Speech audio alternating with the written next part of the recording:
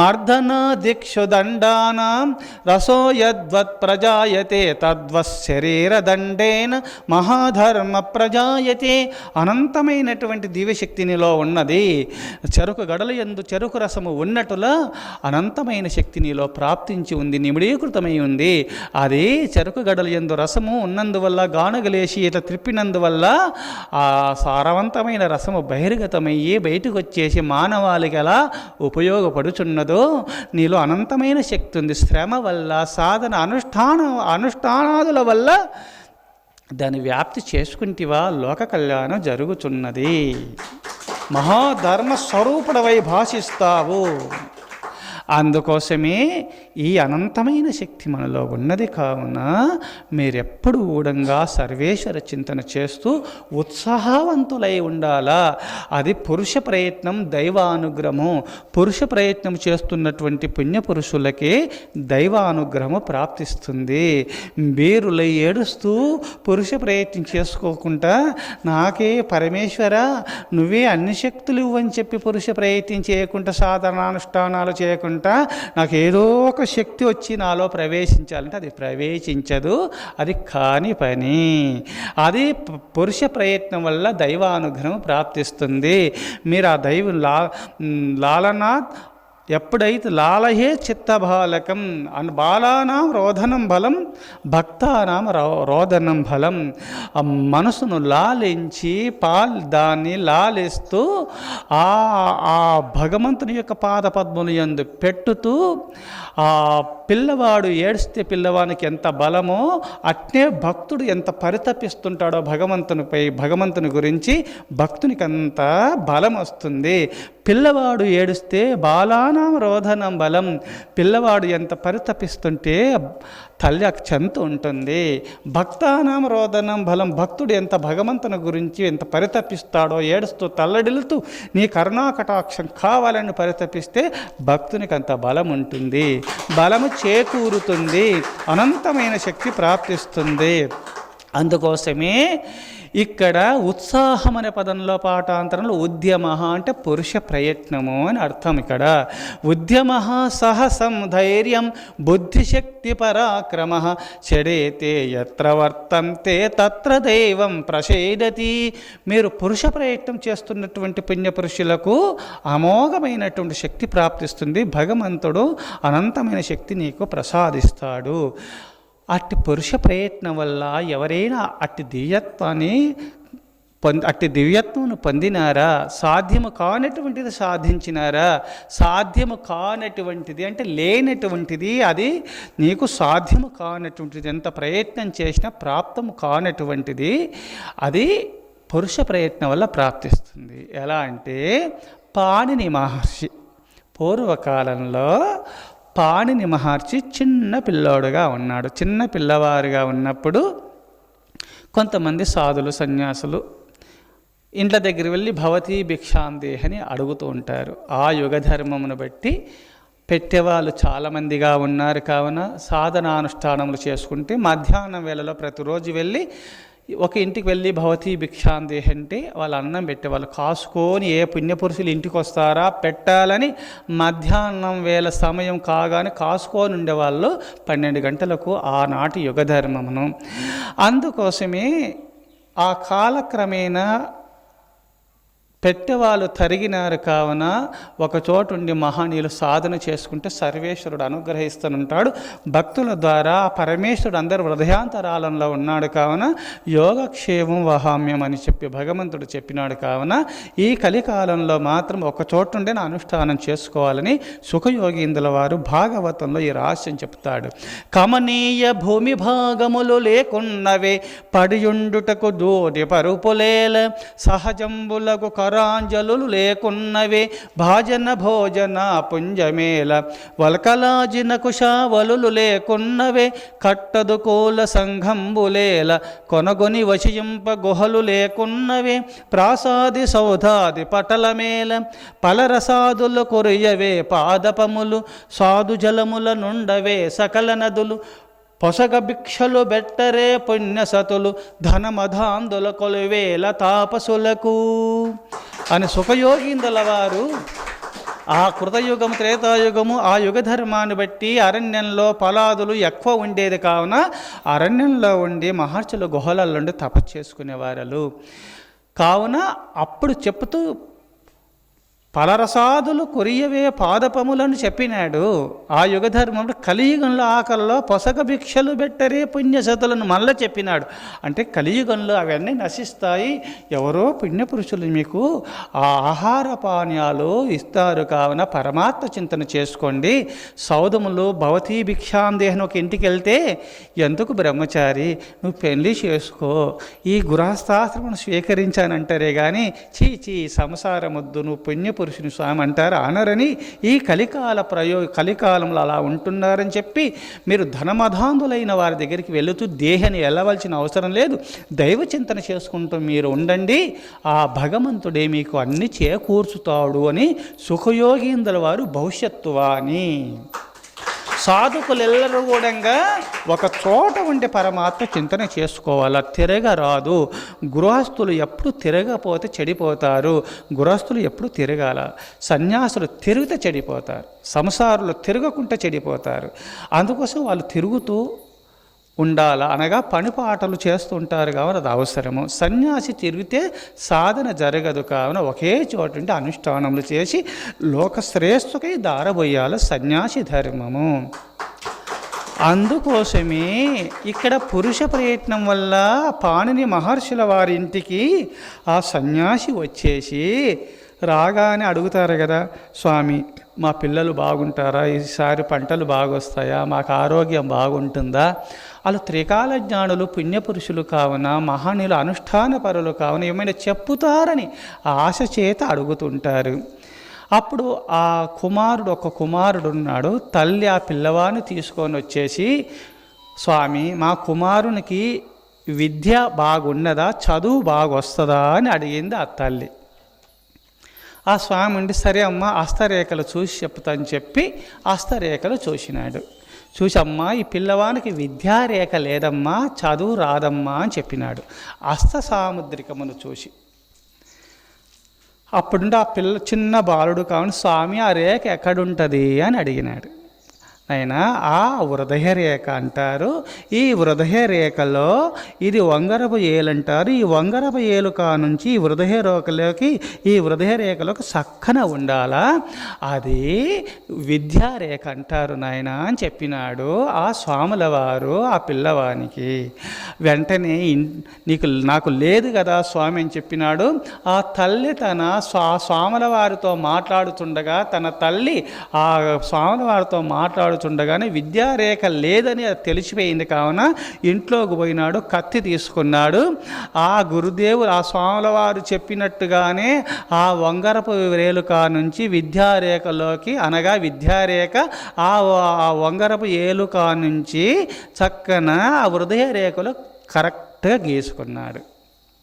స్వామి ఇక చూడు నాకు విద్యారేఖ వచ్చేసింది అన్నాడు.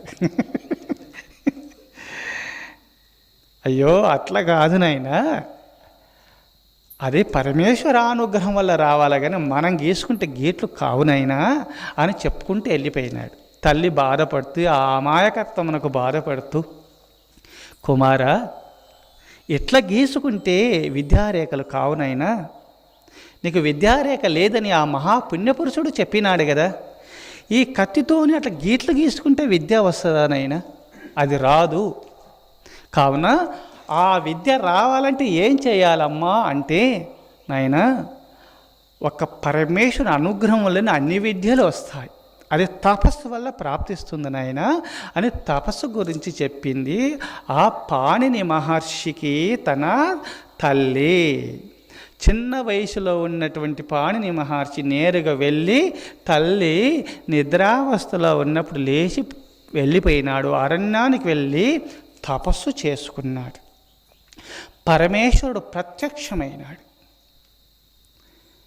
ఢమరుకమును రాకించిన ఐవన్రులకు మున్నగు 14 సూత్రములు వెలువడినాయి, పాణిని మహర్షి హృదయంలో ప్రవేశించినాయి.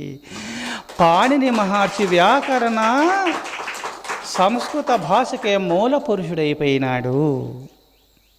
చూశారా, వ్యాకరణ సూత్రాలు అల్లింది ఎవరు? పాణిని మహర్షి. సంస్కృతమునకే మూల పురుషుడు కాగలిగినాడు. ఎన్నో గ్రంథములు రాసినాడు. మరి అన్ని విద్యలు ప్రాప్తించినాయి. ఎప్పుడు ఢమరుకమును మ్రోగించినప్పుడు ఉన్నరులకు మున్నగు 14 సూత్రములు మీరు చూసుకునండి. ఆ పాణిని మహర్షిలో ప్రవేశించినప్పుడు ఆ భగవంతుని కరుణాకటాక్షముల సమస్త విద్యలు ప్రాప్తించినాయి.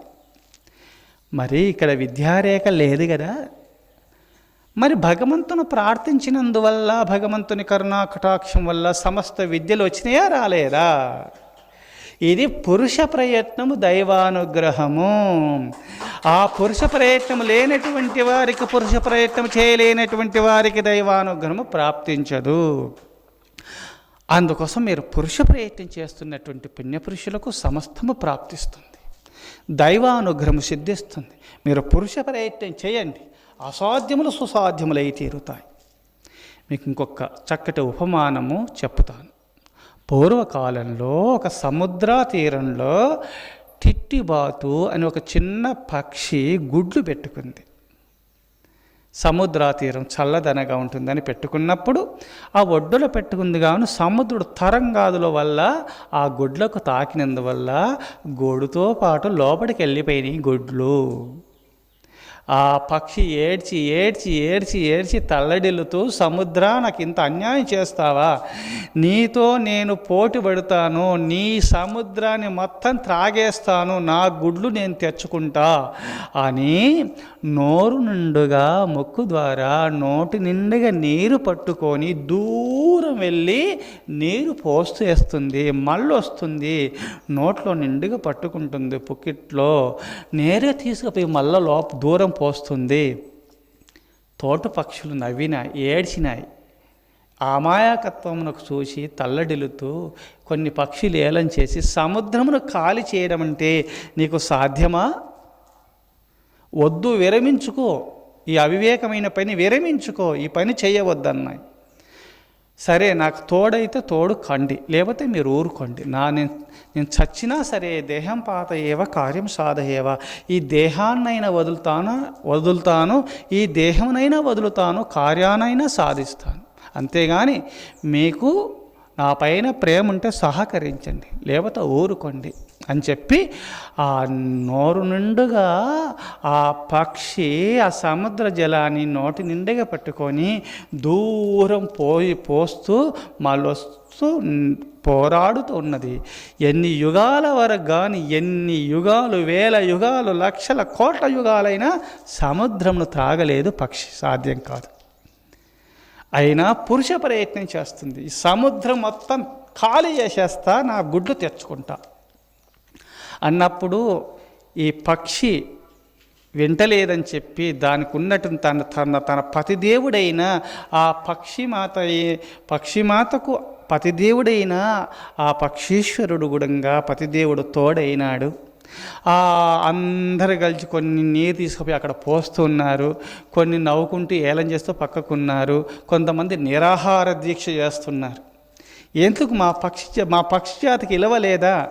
ఈ సముద్రుడు మా గుడ్లు తెచ్చి మాకు ఇవ్వలేడా అని అన్నీ ఆ సముద్ర తీరంలో గుంపులు కూడినాయి పక్షి జాతి మొత్తం. నారద మహర్షి గగనతలంలో విహరిస్తూ వెళుతున్నాడు.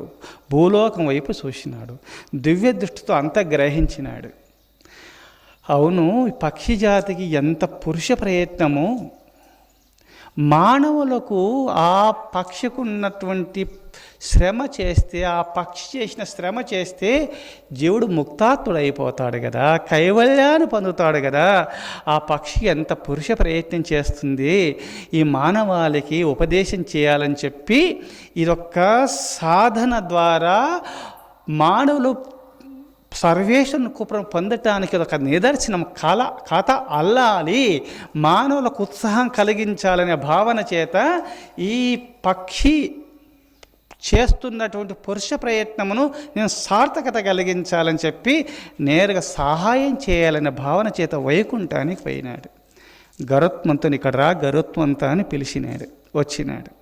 గరుత్మంత, నువ్వు పక్షిరాజు కదా, శ్రీ మహావిష్ణువు యొక్క వాహనం కదా. నీ పక్షి జాతి భూలోకంలో నశించే రోజులు వచ్చినాయి.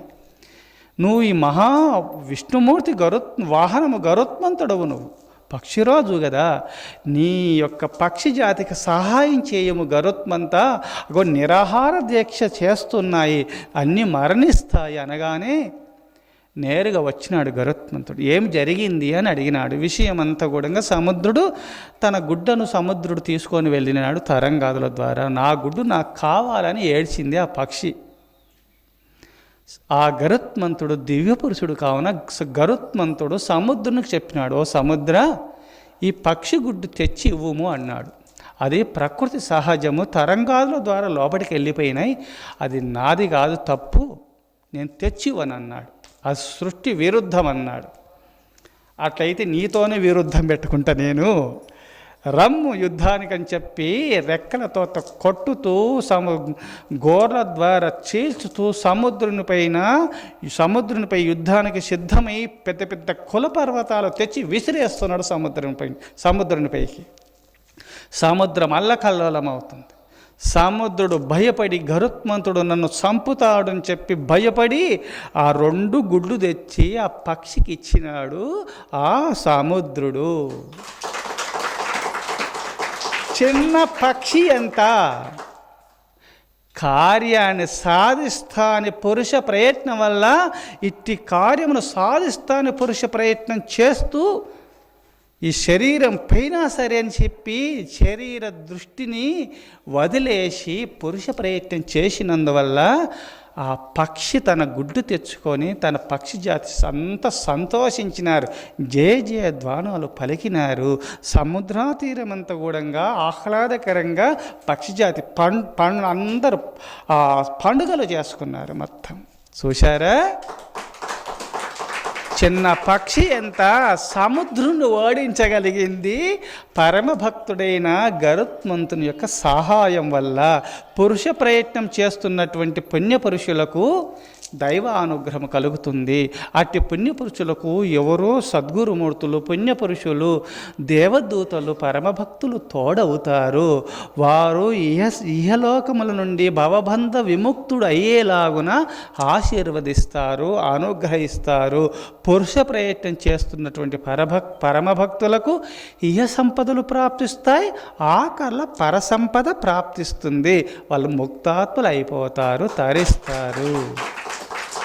అందుకోసమే మీరందరూ కూడా ఉద్యమ సాహసం ధైర్యం బుద్ధిశక్తి పరాక్రమ షడేతే యత్ర వర్తంతే తత్ర దైవం ప్రసీదతి. భగవంతుడు అంతటా నిమిడీకృతమైన పరబ్రహ్మము ఒక్కరిలో భాషించాలంటే మీరు ఇట్టి సద్గుణాలు కలిగి సదాచార సంపన్నులై ఉన్నందువల్ల ఆ భగవంతుడు మీ హృదయంలో నుండి భాషిస్తాడు, ఆశీర్వదిస్తాడు. మీ అన్ని సమస్త కోరికలు మీకు సిద్ధిస్తాయి. కావున మీరు ఇట్టి సుగుణాలు కలిగి ఇట్టి వ్రతమును పూని పురుష ప్రయత్నం చేస్తూ ఆ భగవంతుని ఆ సర్వేశ్వరుని కృపను పొంది తరించాలని కోరుతూ ఓం తత్సత్. ఓం నమః శివాయ. ఓం